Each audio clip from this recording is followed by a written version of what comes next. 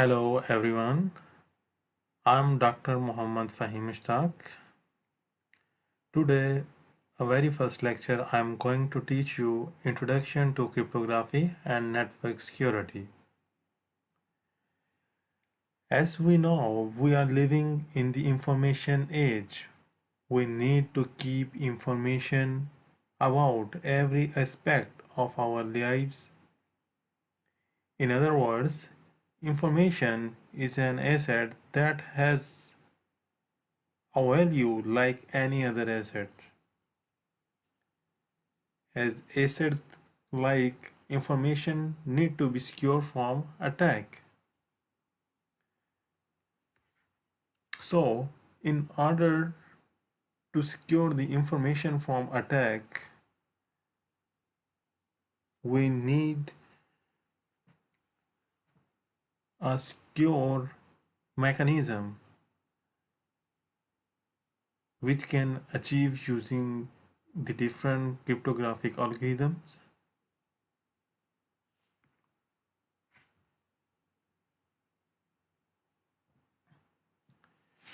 Firstly, before I'm going to the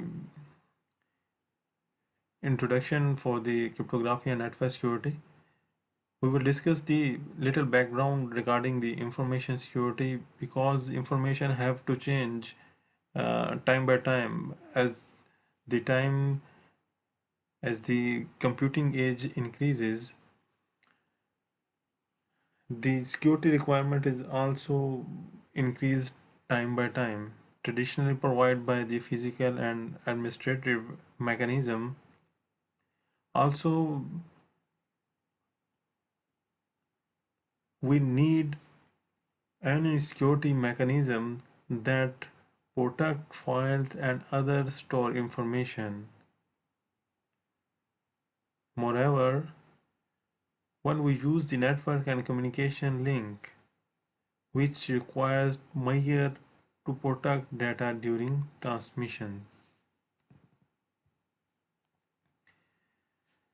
So we will discuss the aim of our course, what will we going to achieve after uh, this course. Our major focus is that the cryptography and network security, which consist of measures to discourage, prevent, detect, and correct security violations that involve the transmission and storage of information. These are the content that we will cover throughout this course because firstly, in our first lecture, we will cover information security overviews.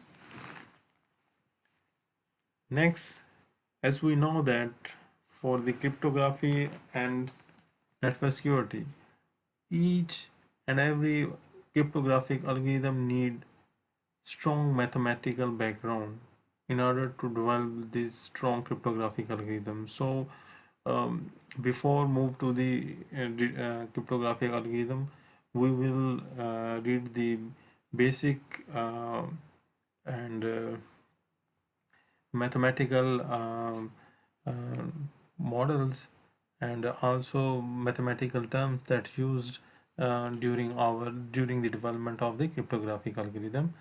Also, the traditional symmetric key ciphers we will discuss later on.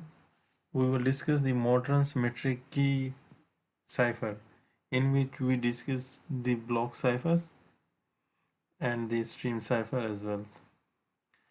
So block cipher include the data encryption standard, triple DES and AES, and for the stream cipher we will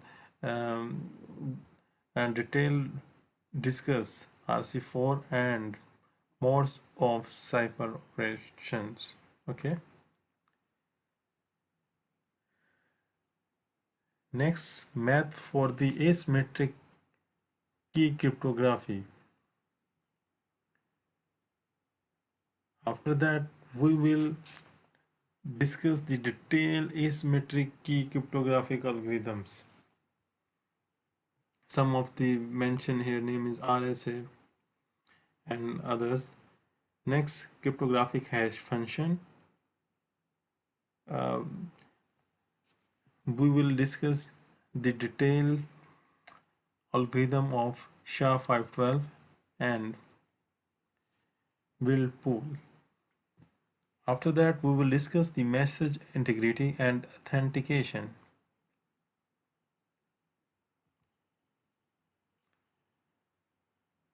Key management is also the part of our course contents. Later, we discuss the security at internet model layers, in which we majorly focus on the application, transport, and the network layer.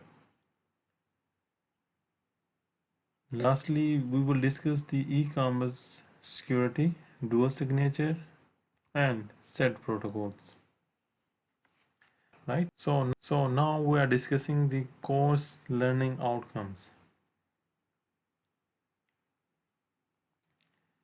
After the completion of the course, student will be able to explain various security mechanism work and correlate these security mechanism with security principles, identify various security mechanism and articulate their advantage and limitation,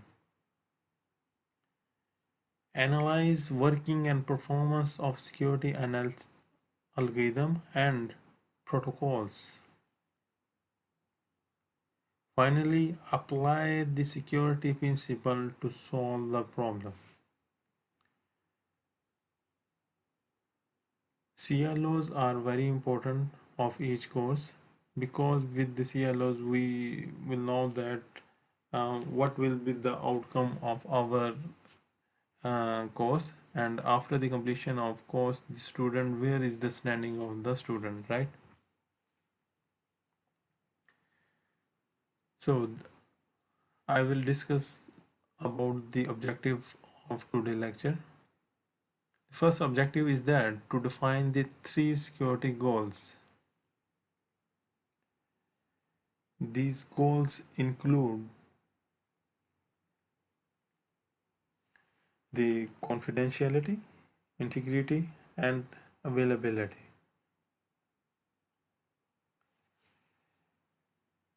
Previously, we will discuss that the today is the information age, so we need to secure our information from the attacks.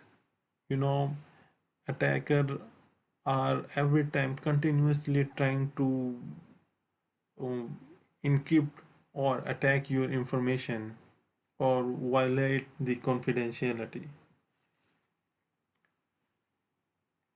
To secure from the attack, information needs to be hidden from unauthorized access.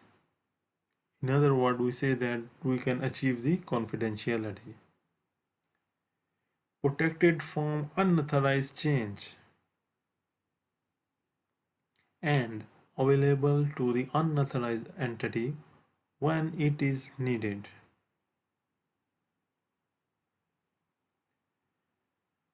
Confidentiality of the files was achieved by restricting the access to a few authorized and trusted people in the organization. In the same way, only a few authorized people were allowed to change the content of the file. In other words, we say that we will able to maintain the integrity if we will allow only specific persons who have access to change or modify any information.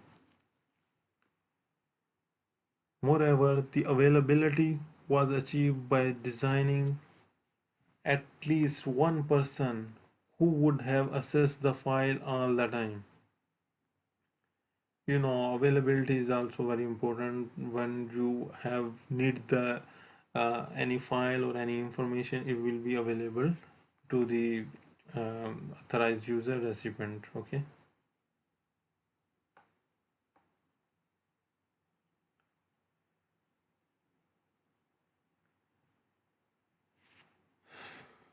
So the next the, we will objective is to define the security services and how they are related to the three security goals.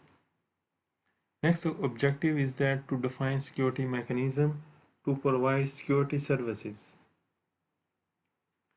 And the last objective of today's lecture is to define technique used for implementing mechanism. One by one we will discuss all in the next lectures. Firstly, we come up with the security goals. As we discussed earlier, we have three fundamental security goals in which confidentiality, integrity, and availability. So, first we will discuss the confidentiality. Confidentiality is the actually you can achieve the confidentiality to protect the information from the unauthorized people, unauthorized person, or unauthorized recipients. In other words, we can say that only the information can be available for the unauthorized people. Authorized people. We need to protect our confidential information, and organization need to guard against those malicious action that endanger the confidentiality of the information. Similarly, if we talk about the military, concealment of sensitive information is the major concern. If we look at the industry, hiding some information from competitor is crucial to the operations of the organization. If we look into the banking sector, where customers' account need to be kept secret.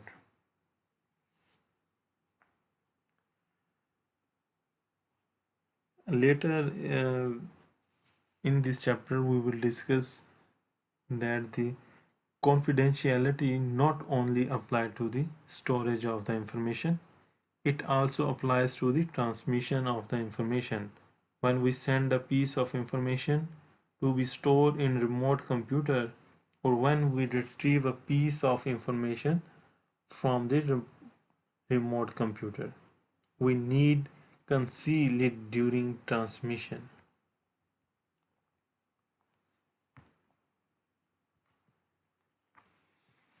Next security goal is the integrity. Integrity means that the changes in information needs to be done only by authorized user and through any authorized mechanism. Information need to change constantly. If we look into the bank, when a customer deposit or withdraw money, the balance of his account need to be changed, because we see that the constantly changes in the information. So integrity is the protection of information from unauthorized modification or disclosure of the information.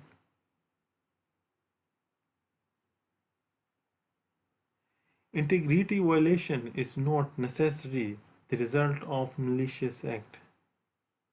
An interruption in the system, such as power surge, may also create unwanted changes in some information. The third security goal is availability. which means that the information needed to be available to the authorized entity when it is required. I think all of you people understand the information will be available for those people, for those authorized people, anytime they want to access his or her information, it can be accessible to him.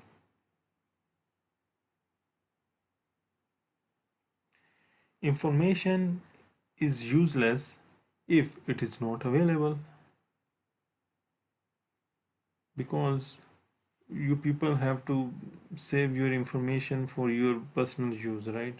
If you it cannot able to access this information, it is useless for you. Information need to be constantly changed, which mean it must be accessible to authorized entity. The unavailability of information is just as harmful for an organization as the lack of confidentiality or integrity. Imagine what would happen to a bank if the customer could not access their account for the transaction.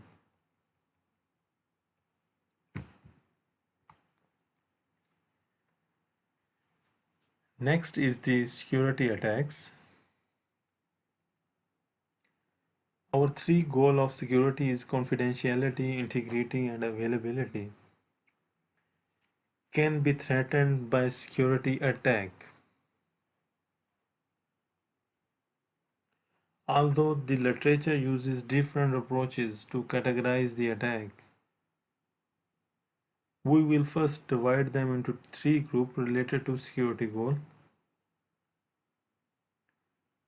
Later, we will divide them into two broad categories based on their effectives and their effects on the system.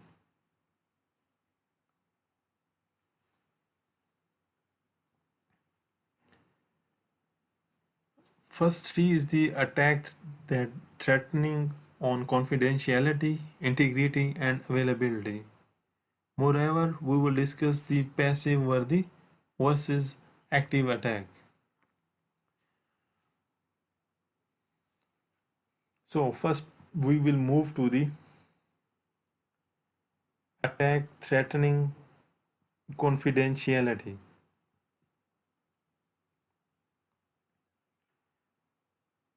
There are two types of attack that threaten the confidentiality, that includes snooping and traffic analysis. Snooping is actually the unauthorized access to or interception of a data. For example, a file transferred through the internet may contain confidential information. An unauthorized entity may intercept the transmission and use the content for his own benefit. In order to prevent this snooping, the data can be made non-intangible to the interceptor by using encipherment technique. Later we will discuss the encipherment technique that includes the DES, AES. In other words, we say that symmetric and asymmetric encryption techniques. Second attack that threatening the confidentiality is the traffic analysis.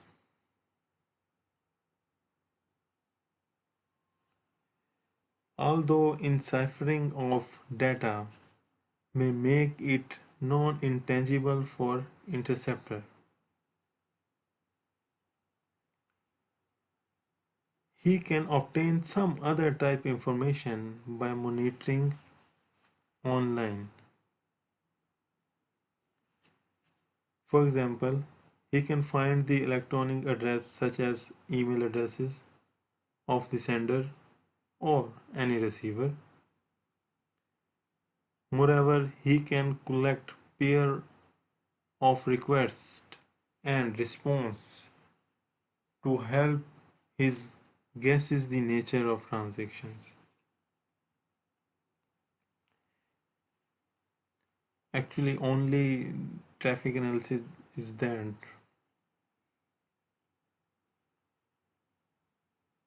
it can be monitor the online traffic, what you people are doing, right?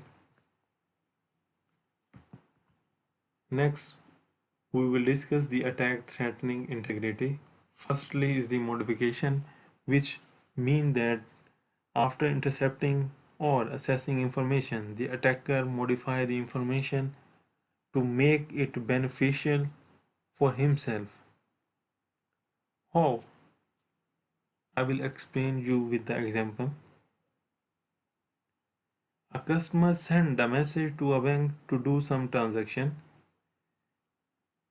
What the attacker can do? It can intercept this message and change the type of transaction to benefit himself. Sometimes the attacker simply delete or delay the message to harm the system or to benefit from it.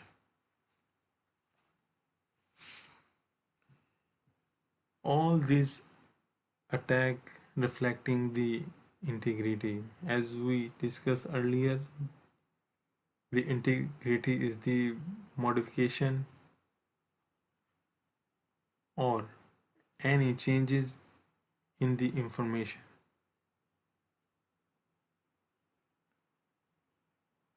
So integrity can be achieved by protecting the information from unauthorized modification. Second is the masquerading or spoofing, which happen when the attacker impersonates somebody else. Um, for example, attacker might steal the bank card or PIN of a bank customer and pretend that he is that customer. He just make the fool by stealing this information like the bank card and PIN. Sometimes attacker pretends instead to be receiver entity. This is also the possibility. Another example, a user tried to contact a bank but another site pretends that it is the bank and obtains some information from the user, because we will also find fake calls in which the attackers suppose that, yeah, I am a banker, I am um, from uh, banking customer helpline. So it will try to get your personal information for his personal use. Next is replying, which means that attacker obtain a copy of message sent by a user and later try to reply it. For example, a person send a request to his bank to ask payment to the attacker who has done a job for him. Or in other word, we can say that attacker may be your friend. You ask your friend, please go to the bank for this payment to do job on your behalf. Maybe you are busy on that time. Later on, what happened?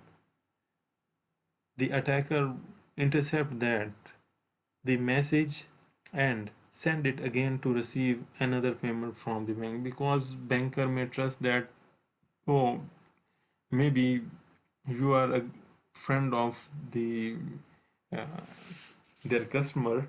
Similarly, like the previous, you again come for the transaction. This is also the possibility. They have give him the again same payment or any made the transaction. Fourth is the repudiation, which means that sender of a message might later deny that she has sent the message. The receiver of a message might later deny that he has not received the message. Like sender say send the message, but receiver deny. In this case, I give you the example of Daniel by a sender would be a bank customer asking him bank to send some money to a third party, but later deny that he has made such request. Like he tell a lie. Firstly, he just direct them to send without any written proof, any other thing. But after that, he deny I'm or and tell a lie. I'm not requesting uh, for the payment to the third party. So in the other end of receiver, oh he Daniel, it could occur when a person buy a product from manufacturer and pay it electronically, but the manufacturer later deny having received the payment and ask to be paid.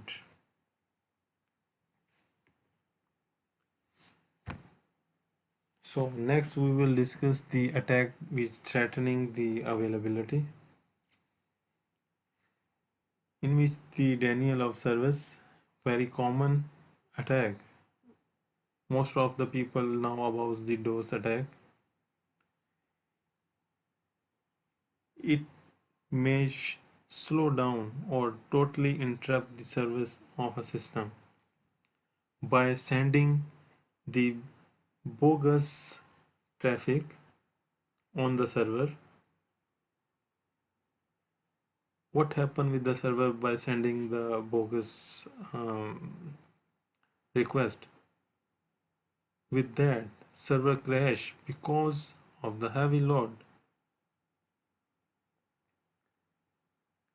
Secondly, the attacker might intercept and delete the server response to a client, making the client to believe that the server is not responding. Maybe many of you find while any result of your university, college, sometimes the website is not working. It show that the server is not responding. Also, the attacker may also intercept requests from the client, causing the client to send requests many times and overload the system.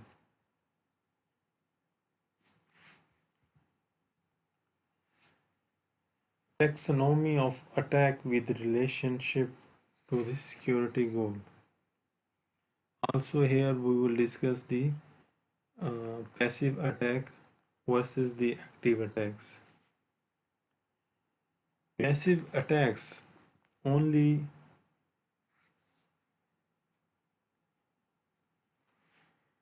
affects on the confidentiality, and the active attacks which may change the data or harm the system, which will include the integrity and the availability of the information. Detail we will discuss the passive attack. The attacker goal is just to obtain information. This means that the attacker do not modify data or harm the system. The system continue with his normal operation. However, the attacker may harm the sender or receiver of a message. In other words, we say attacker threatened the confidentiality, which include the snooping and traffic analysis, which are the passive attacks.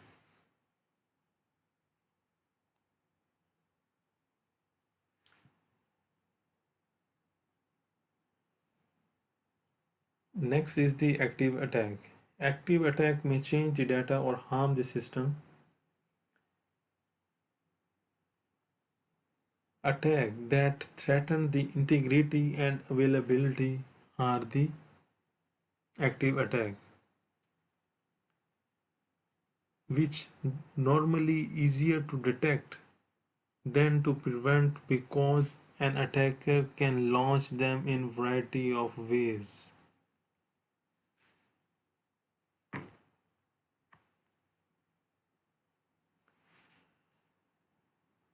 Next is the security services.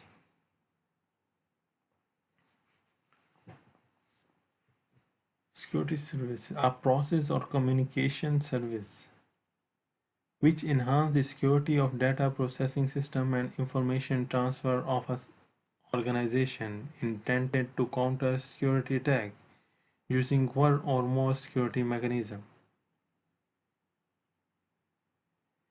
The International Telecommunication Union Telecommunication Standardization Sector ITU-T provides some security services and some mechanism to implement those services.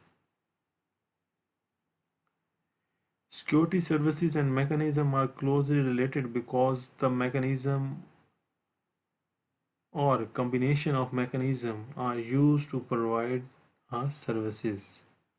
Also, mechanism can be used in one or more services.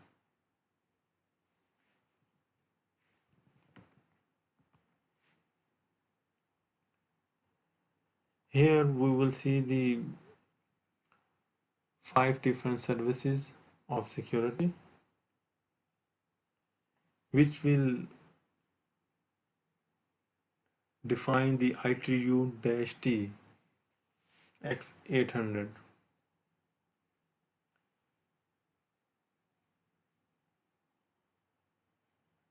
It is easy to relate one or more of these services to the one or more of the security goal.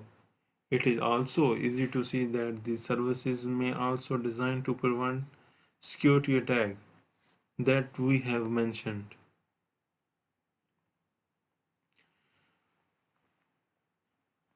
Firstly, we will discuss the data confidentiality that is defined by X.800.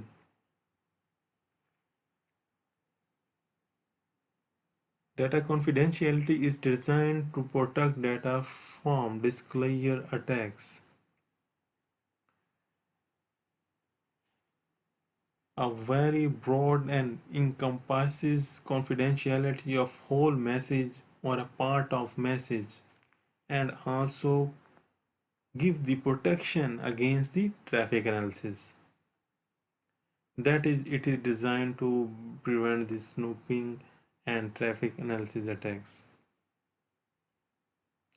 Second is the data integrity, which is designed to protect the modification, insertion, deletion, replying by the attacker. It may protect the whole message or a part of message. Next is authentication, which provide the authentication of a party at the other end of the line. In connection-oriented communication, it provides authentication of a sender or receiver during the connection establishment. In connectionless communication, it authenticates the source of data. Next is non-repudiation, which protect against the repudiation by either the sender or the receiver of the data. In non-repudiation, with proof of origin, the receiver of data can later prove the identity of a sender if denied. In non-repudiation, with proof of delivery, the sender of data can later prove that data were delivered to the intended recipient. Okay, only the authorized recipient. Last is access control. Provide the protection against unauthorized access to the data. The term access in this definition is very broad, and it can involve reading, writing, modifying, executing program, and so on.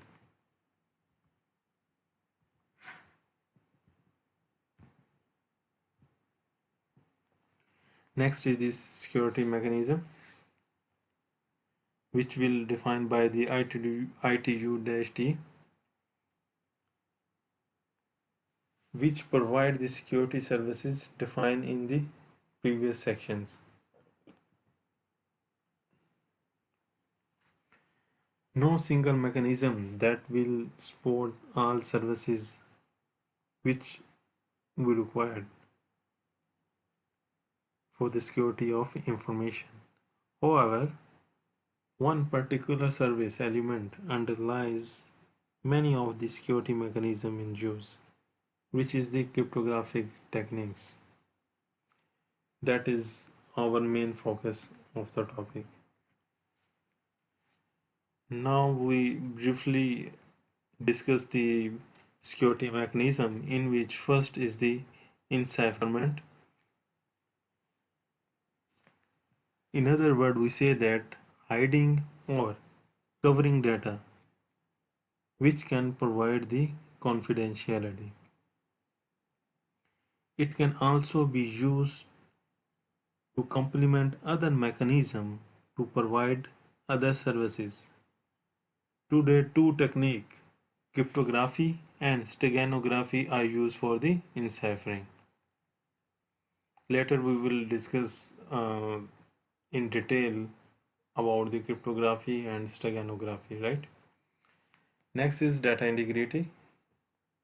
This mechanism appends the data a short check value that has been created by a specific process from the data itself. The receiver receives the data and the check value. He creates a new check value from the received data and compare the newly created check value with that one received. If the two check value are the same, the integrity of the data has been preserved. This check value, in other words, we can say that we can attach the hash, and after the receiver end we will match the hash that can achieve the uh, hashed function. Next is digital signature, which mean by the sender can electronically sign the data and the receiver can electronically verify the signature. The sender uses processes that involve showing that she owns a private key related to the public key that she has announced publicly. The receiver uses the sender public key to prove that the message is indeed signed by the sender who claimed to have sent the message. right? It can electronically verify that, yeah, I'm the one who have sent the message. Next is authentication exchange, in which the two entities exchange some messages to prove their identity to each other. For example, one entity can prove that she knows a secret that only she is supposed to know. Next is traffic padding. With the meaning of the traffic padding shows that inserting some bogus data into the data traffic to thwart the advisory attempt to use the traffic analysis. Next is routing control, which means selecting and continuously changing different available routes between the sender and the receiver in order to prevent the opponent from eavesdropping on a particular route. Next is notarization, which is when selecting a third trusted party to control the communication between two entities. For example, it can be done to prevent the repudiation. The receiver can involve a trusted party to store the sender request in order to prevent the sender from later deny that he or she can make such request. Last is the access control, which uses the method to prove that user has access right to the data or resources owned by a system. For example, proofs are passwords and pins, your pin code, right?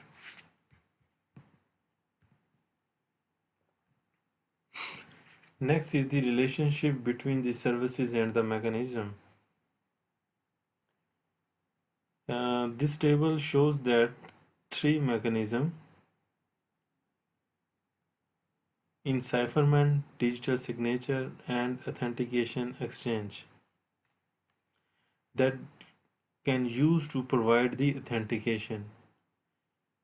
Moreover, this table also shows that the encipherment mechanism may be involved in three services. As we see that in this table: data confidentiality, integrity, and authenticity. This is the today lecture. I hope that all of you understand all the key terminology. We will briefly discuss here. Later in the next lecture, we will briefly discuss the different techniques that prevent from the unauthorized access. So majorly we will look out the cryptography and the steganography. Okay guys, thank you so much. See you in next video. I hope all of you understand. If there are any question, then please comment in the below section.